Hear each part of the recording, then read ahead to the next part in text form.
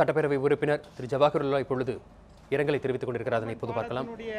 நூற்றாண்டு விழாவிலே பங்கு கொண்ட போது அவர்கள் மத்திய அரசுக்கு ஒரு கோரிக்கை வைத்தார்கள். ராமேஸ்வரத்திலிருந்து சென்னைக்கு பாம்பன் எக்ஸ்பிரஸ் என்ற பெயரிலே ஒரு ரயில் விடப்பட வேண்டும் என்ற ஒரு கோரிக்கையை வைத்தார்கள்.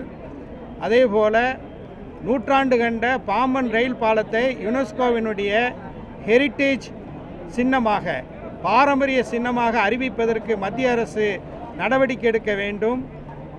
அப்துல் கலாம் அவர்களுடைய அந்த கனவுகளை நினைவுபடுத்துவதற்கு மத்திய மாநில அரசுகள் முன்வர வேண்டும் என்று கேட்டுக்கொண்டு, ஒவ்வொரு இந்தியருக்கும் ராமநாதபுரம் தொகுதி சட்டமன்ற உறுப்பினர் என்ற அடிப்படையில் மனிதநேய மக்கள் கட்சியின் சார்பாக என்னுடைய நெஞ்சார்ந்த இரங்கலை தெரிவித்துக் கொள்கின்றேன்.